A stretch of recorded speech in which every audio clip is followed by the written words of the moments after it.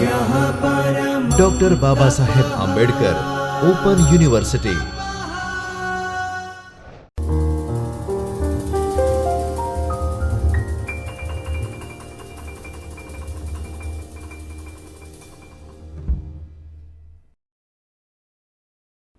नमस्कार।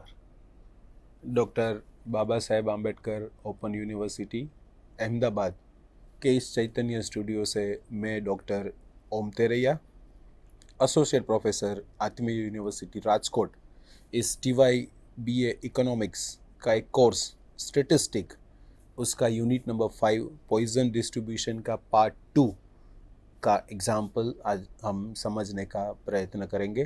तो आओ बच्चों, समझते हैं कि पॉइजन डिस्ट्रीब्यूशन वास्तव में क्या है।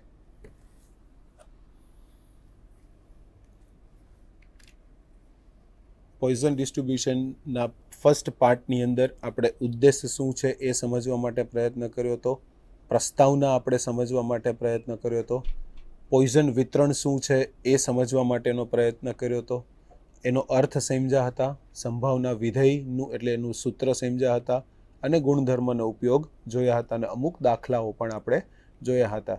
ખાસ વિદ્યાર્થી મિત્ર, આની અંદર યાદ એ રાખવાનું છે કે પોઈઝન ડિસ્ટ્રીબ્યુશનનું આ સૂત્ર e⁻⁻m m⁻x ફેક્ટોરિયલ, જો આપણને ખબર હોય, જેમાં m છે એ મધ્યક છે અને mની કિંમત n × p જેટલી છે અને e⁻m એ મધ્યક e નો માઇનસ પાવર m ની કિંમત આપણને દરેક દાખલામાં આપેલી જ હશે। અને પોઈઝન ડિસ્ટ્રીબ્યુશન વિદ્યાર્થી મિત્ર આપણે વાત કરી હતી કે ક્યારે ઉપયોગ કરવાનો, તો એનો ઉપયોગ વિદ્યાર્થી મિત્ર આપણે ત્યારે જ કરવાનો કે જ્યારે n ની કિંમત ખૂબ મોટી હોય અને બીજું કે જે આપણને પ્રોબેબિલિટી આપી હોય એ સંભાવના ખૂબ જ નાની હોય ત્યારે પોઈઝન ડિસ્ટ્રીબ્યુશનનો ઉપયોગ થાય છે। તો આ રીતે આપણે એ પોઈઝન ડિસ્ટ્રીબ્યુશનને સમજવા માટે પ્રયત્ન કર્યો હતો। એના ગુણધર્મ વિશે પણ આપણે માહિતી મેળવી હતી, જેમાં મધ્યક અને વિચરણ સમાન હોય છે, હંમેશા ધન વિષમતા જ હોય, એમની કિંમત તેની વિષમતા કરતાં ઓછી હોય છે। અને આઠમું ખૂબ જ મહત્ત્વનું, એ મોટી સંખ્યા હોય અને p એ નાની સંખ્યા હોય ત્યારે દ્વિપદી વિતરણ પોઈઝન વિતરણને અનુસરે છે। એના ઉદાહરણો આપણે ખૂબ સારી રીતે સમજવા માટે પ્રયત્ન કર્યો હતો, જેમાં nની કિંમત વધારે હોય અને સંભાવના ખૂબ ઓછી હોય તો પોઈઝન ડિસ્ટ્રીબ્યુશનનો ઉપયોગ કરીએ છીએ। હવે આગળ દાખલાઓ સમજવા માટે પ્રયત્ન કરીએ। થોડા દાખલાઓ બાકી છે એ સમજીએ, પછી આ ચેપ્ટરની પૂર્ણાહુતિ કરીએ। તો એક દાખલો 7મો જે હતો એને એક વખત ફરી પાછો રિકોલ કરી જઈએ, કારણ કે એ ખૂબ જ મહત્ત્વનો દાખલો છે એક્ઝામની દ્રષ્ટિએ। એટલે કે જો એ 7મો દાખલો સમજવા માટે પ્રયત્ન કરીએ તો આપણને કઈ રીતે સમજાય છે એ જોઈએ। તો 7મા દાખલામાં x = 0 અને x = 1 એ જે બે વસ્તુ હતી, x = 0 અને x = 1, તો એમાં એની કિંમત આપણને k આપેલી હતી। તો અહીંયા x = 0 માટે આપણે m = 1 મૂક્યું અને x = 0 લીધા। તો હવે આપણે સૂત્રમાં m = 1 શોધી લીધું અને x = 0 મૂકશું તો આપણને કિંમત જે છે એ 1/e એટલે કે kની કિંમત આપણને 1/e અહીંયા મળી જશે। તો એ રીતે આપણને kની કિંમત શોધી શકાય। 1 મૂકશો તો પણ આપણને જવાબ તો k જ મળશે। હવે એક બીજો દાખલો જોઈએ જે ખૂબ જ મહત્ત્વનો છે। એક શહેરમાં 100 દિવસ સુધી દિવસવાર અકસ્માતની સંખ્યા નીચે મુજબ છે। એક દિવસમાં કેટલા એક્સિડન્ટ 100 દિવસ સુધી થાય છે એક શહેરની અંદર, એની આપણને અહીંયા દિવસની સંખ્યા અને અકસ્માતની સંખ્યા આપી છે। તો સમજીએ કે અકસ્માતની સંખ્યા 42, દિવસની સંખ્યા 0, અકસ્માતની સંખ્યા 1, દિવસ કેટલા 36, અકસ્માતની સંખ્યા 2, દિવસ કેટલા 14, એટલે કે 14 દિવસ સુધી 14 દિવસ એવા છે કે જેમાં 2 એક્સિડન્ટ થયા છે, 6 દિવસ એવા છે જેમાં 3 એક્સિડન્ટ થયા છે અને 2 દિવસ એવા છે જેમાં 4 એક્સિડન્ટ થયા છે અને 42 દિવસ વિદ્યાર્થી મિત્રો એવા છે જેમાં એક પણ એક્સિડન્ટ થયું નથી। તો પોઈઝનની અન્વયોજન કરી અપેક્ષિત આવૃત્તિઓ શોધો. e−0.9 ની કિંમત આપી છે આપણને 0.4066, જે આપણને દર વખતે આપેલી જ હોય. હવે વિદ્યાર્થી મિત્રો આમાં શું કરવાનું છે, જો થોડું ઓનાથી અલગ છે. આપણે મધ્યક એમ કઈ રીતે શોધવાનો, તો કે એક્સ લખો, ફ્રીક્વન્સી આપી છે, બેયનો ગુણાકાર, જેમ આપણે મધ્યકની અંદર કરતા હતા એ જ રીતે. અને આ મધ્યકનું સૂત્ર આપણે સંભાવનાની અંદર તો ખૂબ સારી રીતે ભણ્યા જ છીએ. તો આ બેયનો ગુણાકાર કરો, 0 × 42 એટલે 0, 1 × 36 એટલે 36, 2 × 14 એટલે 28, 3 × 6 એટલે 18, 4 × 2 એટલે 8, n બરાબર 100, n fxની કિંમત 90 મળી. તો x બારનું સૂત્ર આપણી આગળ થશે સિગ્મા fx ના છેદમાં કેપિટલ N. તો સિગ્મા fx એટલે ફ્રીક્વન્સીની સંખ્યા 90 અને ટોટલ n એટલે 100 દિવસ. તો આપણને મળશે 0.9. હવે તમને ખબર છે જે મધ્યક છે x બાર એને જ આપણે m કહીએ છીએ, તો n ની કિંમત 0.9 થઈ. તો આપણું p ઓફ x જે અહીંયા લખ્યું છે, તો p ઓફ x નું આપણું સૂત્ર થશે e−m upon x factorial.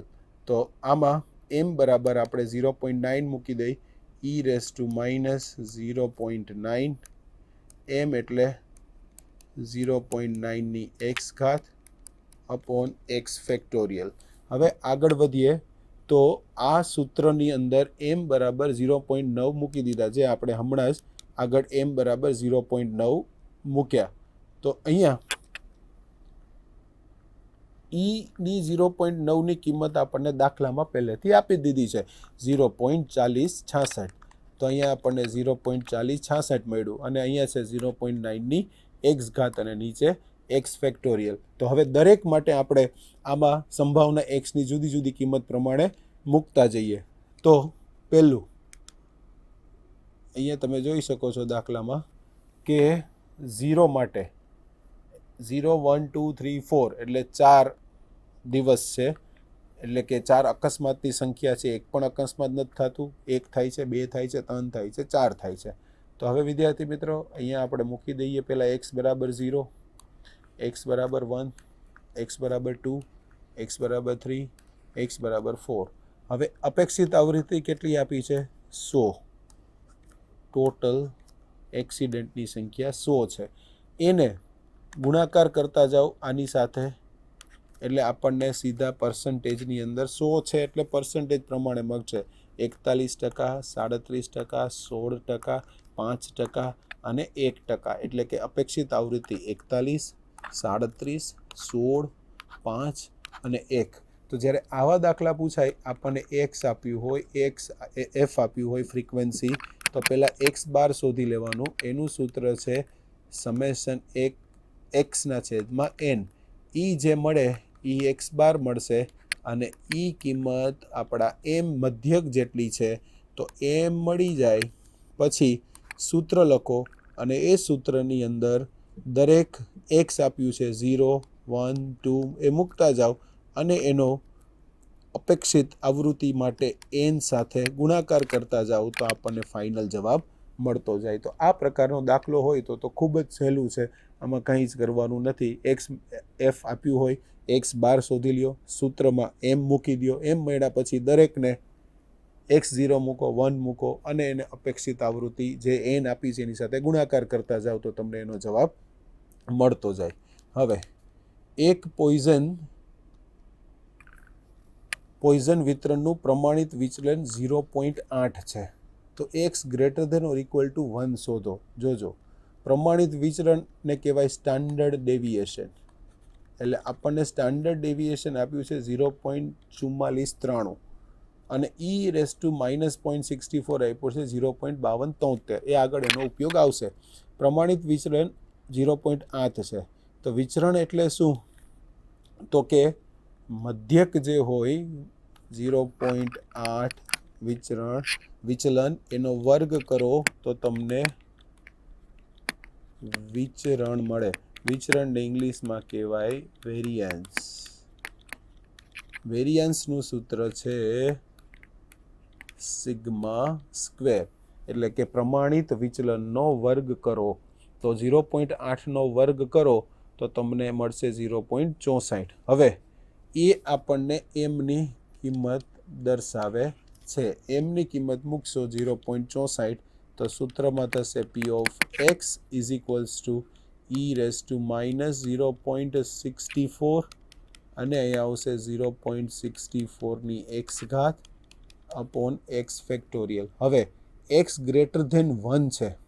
Greater than 1 એટલે પહેલાં 0 મૂકો, 1 મૂકો, આ બેનો સરવાળો કરો, જે મળે ને એકમાંથી બાદ કરો તો જે આન્સર મળશે એ ગ્રેટર ધેન 1 માટેનો આન્સર મળશે. તો વિદ્યાર્થી મિત્રો અહીંયા તમે જુઓ છો જે આપણે સમજા એ જ અહીંયા લખ્યું છે. આ 0 માટે મેળવું. હવે 1માંથી પી ઓફ 0ને બાદ કરી નાખો તો આ જે કિંમત મળી 0.4727 એ આપણને એક્સ ગ્રેટર ધેન 1 માટેની કિંમત મળી. હવે દાખલો જોઈએ આગળ. એક પોઈઝન વિતરણમાં મધ્યક અને પ્રમાણિત વિચલન 8 છે. તો મધ્યક અને પ્રમાણિત વિચલન 8 હોય તો વિદ્યાનની સત્યતા તપાસો. તો જોઈએ મધ્યક 8 છે. મધ્યક એટલે એક્સ બાર એટલે એમ 8 છે. પ્રમાણિત વિચલન 8 છે. તો વિચલન, તો હવે વિચરણ કેટલું થાય તો કે 8નો વર્ગ. 8નો વર્ગ એટલે ત્યાં 64. પરંતુ પોઈઝન વિતરણ તો એવું કહે છે કે જે જવાબ મળે વિચરણનો, વિચરણ એટલે વેરિયાન્સની કિંમત અને આ એમની કિંમત સરખી આવી જોઈએ, જે અહીંયા આવતી નથી. એકનો જવાબ 64 છે તો અહીંયા એકનો જવાબ 8 છે.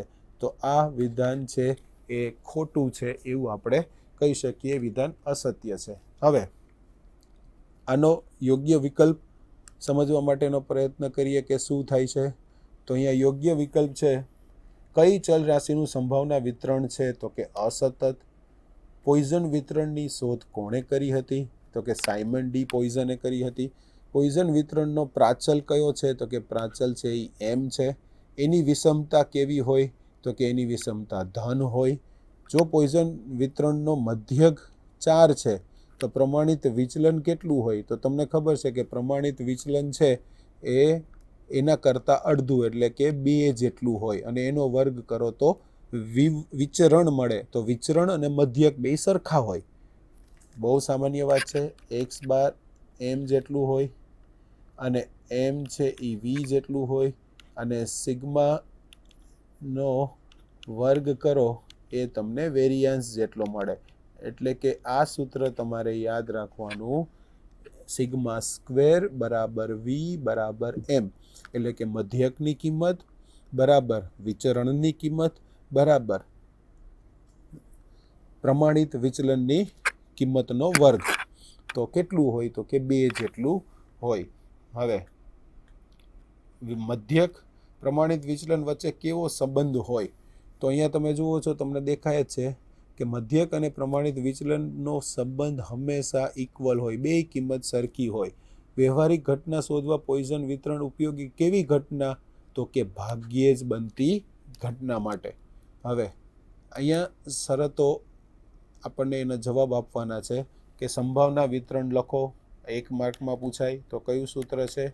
પી ઓફ એક્સ બરાબર e−m m⁻x upon x factorial. કઈ શરત હેઠળ? તો આપણને 2 શરત છે. પોઈઝન વિતરણ ક્યારે ઉપયોગી થાય તો કે પહેલી શરત એ છે કે એનની કિંમત ખૂબ મોટી હોય અને પીની કિંમત છે એ ખૂબ નાની હોય તો આપણે એનો ઉપયોગ કરી શકીએ છીએ. હવે પોઈઝન વિતરણના પ્રાચલ જણાવી એના મધ્યક અને વિચરણ લખો, જે આપણે આગળ ગુણધર્મમાં જોયું છે. વ્યવહારુ ઉપયોગ પણ આપણે 10 થી 12 જોયા હતા. તો હવે આનું પ્રમાણિત વિચલન જણાવો. એક પોઈઝનનું સંભાવના વિતરણ આ છે તો એનું પ્રમાણિત વિચલન કેટલું થાય તો કે અહીંયા તમે જુઓ છો એમની કિંમત કેટલી છે વિદ્યાર્થી મિત્ર? 3. તો જે એમની કિંમત છે એ જ પ્રમાણિત વિચલનની કિંમત થાય તો એનો જવાબ પણ 3 આવશે. કોઈ ગણતરી કરવાની જરૂર નથી. તમે સીધું જ કહી શકશો કે એનો જવાબ 3 આવશે. તો હવે પોઈઝન વિતરણનો મધ્યક 4 છે તો ચલનાંક શોધો. તો એ લખ્યું છે ચલનાંક બરાબર પ્રમાણિત વિચલન ભાગ્યા મધ્યક, તો પ્રમાણિત વિચલન ભાગ્યા મધ્યક કરશો તો એનો જવાબ 1 આવશે. તો હવે આ દાખલાઓ સમજવા માટે પ્રયત્ન કરીએ એટલે યુનિટની પૂર્ણાહુતિ થાય. સમજીએ કે દિવાસળીના જથ્થામાં કોઈ દિવાસળી માથા વિનાની હોવાની સંભાવના એટલે P આપ્યું છે 1/50. 1/50 એટલે તમે વિચાર કરો કે કેવડી નાની કિંમત થઈ. અને દિવાસળીની એક પેટીમાં 100 દિવાસળી હોય છે. તો દિવાસળી માથા વિનાની દિવાસળી 0, 1, 2 તેની સંભાવના શોધો. પહેલું કે 1 પણ ન હોય, 1 હોય માથા વગરની, 2 હોય તો એની સંભાવના શોધો. તો આપણને વિદ્યાર્થી મિત્રો એક કિંમત આપી છે P આપ્યું છે 1/50 અને Nની કિંમત આપણને આપી છે 100. તો હવે મારે શોધવાનું છે M. તો Mનું સૂત્ર છે N ગુણ્યા P. N ગુણ્યા P એટલે N આપ્યું છે 100 ગુણ્યા P આપ્યું છે 1/50. તો Mની કિંમત આપણને મળશે 2. તો M બરાબર 2 મળ્યા. તો વિદ્યાર્થી મિત્રો M બરાબર આપણને 2 મળ્યા. તો હવે આપણે આગળ સૂત્ર છે, કયું સૂત્ર છે? તો કે હું અહીંયા લખીશ એ સૂત્રને.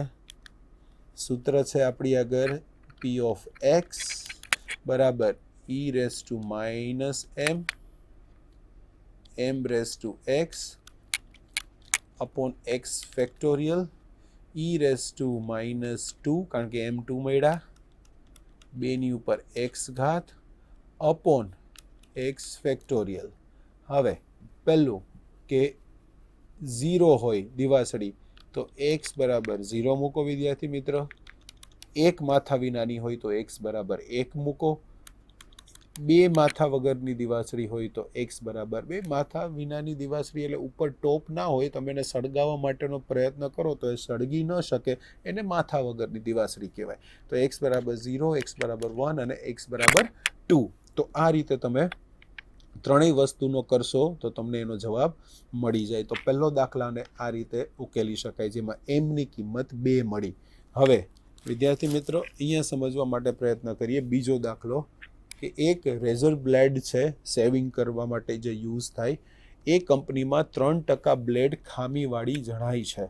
3% બ્લેડ, એક પેકેટમાં 50 બ્લેડ મૂકવામાં આવે તો 2000 પેકેટના જથ્થામાં, જોજો હો, રેઝર બ્લેડ બનાવતી એક કંપનીમાં 3% બ્લેડ ખામીવાળી છે. એક પેકેટમાં 50 બ્લેડ હોય અને એવા કેટલા પેકેટ? તો કે 2000 પેકેટ.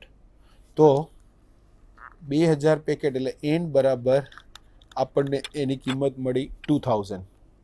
હવે 3% એટલે 0.03. Pની કિંમત મળી 0.03. બધી જ બ્લેડ, અહીંયા બ્લેડ છે, બધી જ બ્લેડ સારી હોય, વધુમાં વધુ 2 બ્લેડ છે એ ખામીવાળી હોય અને ઓછામાં ઓછી 3 બ્લેડ ખામીવાળી હોય. તો વિદ્યાર્થી મિત્ર જોજો, બધી જ બ્લેડ સારી હોય એનો મતલબ શું? x બરાબર 0. વધુમાં વધુ 2 બ્લેડ ખામીવાળી હોય એનો મતલબ શું થયો? 0, 1 અને 2. તો 1 અને 2નું તમે શોધશો એટલે જવાબ મળી જાય. ઓછામાં ઓછી 3 બ્લેડ ખામીવાળી હોય, ઓછામાં ઓછી 3. એનાથી વધારે હોય તો 0 મેળવો, 1 મેળવો, 2 મેળવો, 3 મેળવો. ઓછામાં ઓછી 3 તો હોય જ. તો શું કરો? ટોટલમાંથી આને બાદ કરી નાખો તો એ ઓછામાં ઓછી 3 માટે એટલે 0, 1 અને 2 ને 3 ને બાદ કરી નાખો તો તમને એની કિંમત મળી જાય. હવે ત્રીજો દાખલો એવું કહે છે કે એક માણસ પાસે 2 ટેક્સીઓ છે. દરેક સરેરાશ 1.5 ટેક્સીની માંગ જોવા મળે છે. તો મહિનામાં 30 દિવસમાં કેટલા દિવસ? ચાલો જોજો. એક માણસ પાસે 2 ટેક્સીઓ છે. સરેરાશ એટલે મધ્યક આપી દીધો M. 1.5 એટલે જેને આપણે 1.5 ટેક્સીની ડિમાન્ડ એટલે P કહેશું. 1.5 તો મહિનાના 30 દિવસ તો ટોટલ N = 30 છે. તો એકેય ભાડે જશે નહીં. આ રહ્યું જો અહીંયા 1.5 લેવાનું હો, P. M એટલે 1.5. તો અહીંયા e⁻1.5 આપણને કિંમત આપી દીધું છે. એક પણ દિવસ ભાડે જશે નહીં અને માંગને પહોંચી વળશે નહીં. તો માંગને પહોંચી વળે એમાંથી એકમાંથી એને બાદ કરી નાખો તો તમને જવાબ મળી જાય. ચોથો દાખલો એવું છે કે એક કંપનીમાં સવારે 10 થી 11 દરમિયાન 120 ફોન આવે છે. જોજો આ બધી એની ઉપયોગિતા છે અને એના પ્રેક્ટિકલ દાખલાઓ છે. તો અહીંયા એક કંપનીમાં સવારે 10 થી 11 દરમિયાન 120 ફોન આવે છે. અમુક ચોક્કસ 1 મિનિટના ગાળામાં એકેય ફોન ન આવે, વધુમાં વધુ 2 ફોન આવે. જોજો કંપનીના 120 ફોન આવે છે, તો અમુક ચોક્કસ 1 મિનિટના ગાળામાં એકેય ફોન ન આવે, વધુમાં વધુ 2 ફોન આવે, તેની કિંમત શોધવાની છે. તો વધુમાં વધુ 2 એટલે 0, 1 અને 2 ત્રણેયનો સરવાળો કરો. એકેય ફોન ન આવે એટલે x બરાબર તમે 0 મૂકો.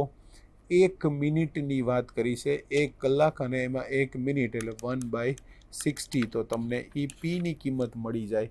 તો એ રીતે તમે એ દાખલાને ઉકેલી શકો. જો અહીંયા તમે જુઓ છો કે 1 કલાકમાં 60 મિનિટમાં 120 ફોન આવે છે.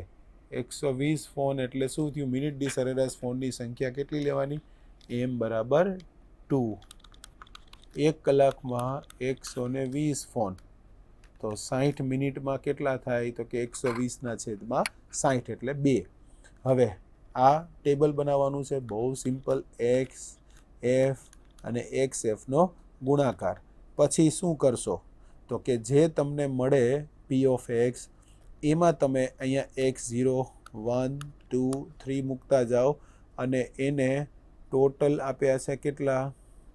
માહિતી પોઈઝન વિતરણ શોધવાનું છે અને 122, 60, 15, 2 એક સાથે એનો ગુણાકાર કરશો તો તમને સૈદ્ધાંતિક આવૃત્તિનું ટેબલ મળી જાય. હવે એક પોઈઝન ચલ માટે x બરાબર 1, x બરાબર 2 હોય તો સાબિત કરો કે x બરાબર 4ની કિંમત 2/3 e⁻⁻4 થાય. તો શું કરવાનું વિદ્યાર્થી મિત્રો? આગળ જેવો જ દાખલો થયો. x બરાબર 1 મૂકો, x બરાબર 2 મૂકો, બેયને સરખાવો તો મળશે e⁻m m⁻1 upon 1 ફેક્ટોરિયલ. અહીંયા થશે e⁻m m² upon 2 ફેક્ટોરિયલ એટલે 2. એ બંને સરખા છે તો આ કેન્સલ થઈ જાય. m કેન્સલ થઈ જાય તો વધશે m બરાબર 2. હવે m બરાબર 2 વધ્યા તો m બરાબર 2 આપણને કિંમત કીધી છે અને x બરાબર લેવાનું છે 4. તો આપણું સૂત્ર છે p of x બરાબર e⁻2 m બરાબર 4 અને m⁻x upon x factorial. x તો 4 છે, m 2 છે, તો અહીંયા તમે સૂત્રમાં મૂકશો એટલે તમને એ કિંમત મળી જાય. તો આપણે આ જે સાબિત કરવાનું છે 2/3, એ 2/3 વાળું સૂત્ર આપણે સાબિત કરી શકીએ. હવે x બરાબર k અને k+1 એ કંઈ નવી વાત નથી. આગળ જે આપણે દાખલો કર્યો હતો k અને k+1, તો તેના મધ્યક અને પ્રમાણિત વિચલન શોધો. તો આ બેનો ઉપયોગ કરી તમારે એની કિંમત શોધી લેવાની. હવે 8મું છે, એક પોઈઝન ચલનું પ્રમાણિત વિચલન 2 છે, તો p of 0 અને p of 2 ની કિંમત શોધો. પ્રમાણિત વિચલન એટલે જ m, એનો વર્ગ કરો એટલે આપણને 4 મળે.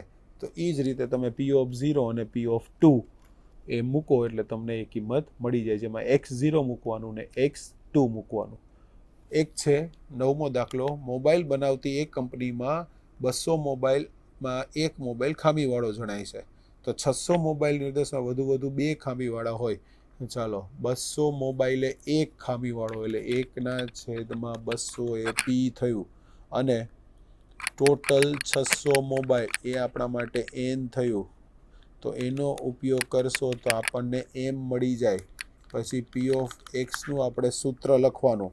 p of x નું તમે સૂત્ર લખશો તો આપણને એ વધુમાં વધુ 2 એટલે 0 મૂકશો, 1 મૂકશો, 2 મૂકશો, ત્રણેયનો તમે સરવાળો કરશો તો આપણને વધુમાં વધુ એટલે કે એ 0, 1 અને 2 એ આપણને કિંમત મળી જાય. તો આ રીતે તમે એ દાખલાને ઉકેલી શકો અને તમને એનો જવાબ મળી જાય.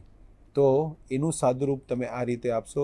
દાખલા તરીકે તમને એક દાખલો બતાડી દો એટલે તમને ખબર પડે કે ફ્યુઝવાળો જે દાખલો હતો એ જ દાખલાને તમે જોશો એટલે તમને આઈડિયા આવી જશે કે એનો જવાબ કઈ રીતે થાય. દાખલા નંબર તમને કહી દઉં, એ દાખલા નંબર 4 જેવો દાખલો છે. 200 પાનાના પુસ્તક જેવો દાખલો છે કે 200 પાનાના પુસ્તકમાંથી 2 ભૂલ પડે છે અને વાં 5 પાના દીઠ 4 ભૂલ પડે છે. તો એ રીતે પણ દાખલો કરી શકો. અને એક બલ્બવાળો દાખલો હતો, ઇલેક્ટ્રિક ફ્યુઝવાળો. એ ફ્યુઝવાળો દાખલો પણ તમે મોબાઈલની પેટીમાં જે તમે ગણો છો એ પ્રમાણે તમે એ દાખલાને ઉકેલી શકો. તો આ રીતે આપણે એ 9મો દાખલો ઉકેલી શકાય. તો વિદ્યાર્થી મિત્રો, આપણે પોઈઝન ડિસ્ટ્રીબ્યુશન કઈ રીતે ઉપયોગમાં આવે, એના યુઝ ક્યાં અને એને રિલેટેડ દાખલાઓ કેમ ગણાય, એ સ્વાધ્યાયના દાખલાઓ પણ આપણે અહીંયા ગણી ચૂક્યા છીએ. તો આશા રાખું છું કે પોઈઝન ડિસ્ટ્રીબ્યુશન તમે ખૂબ સારી રીતે સમજ્યા છો. 1 કે 2 વખત તમે આ વિડીયોને જોશો એટલે આખું જ પોઈઝન ડિસ્ટ્રીબ્યુશન તમારા માઇન્ડમાં ક્લિયર થઈ જશે. પરીક્ષામાં તમે ખૂબ સારી રીતે પરફોર્મ કરી શકશો. ખૂબ જ ઇઝી ચેપ્ટર છે, ત્યારે જ યુઝ કરવાનું. 2 વસ્તુ યાદ રાખવાની, છેલ્લે પણ કહી દો, એનની કિંમત બહુ મોટી હોય અને બીજું પીની કિંમત ખૂબ નાની હોય ત્યારે પોઈઝન ડિસ્ટ્રીબ્યુશનનો ઉપયોગ કરવાનો. તો આ સાથે પોઈઝન ડિસ્ટ્રીબ્યુશનનું પાર્ટ 2 અહીંયા પૂરું કરીએ છીએ. સાથે યુનિટ પણ આપણે પૂરું કરીએ છીએ. સૌ વિદ્યાર્થી મિત્રોને ધન્યવાદ. स्वाध्यायः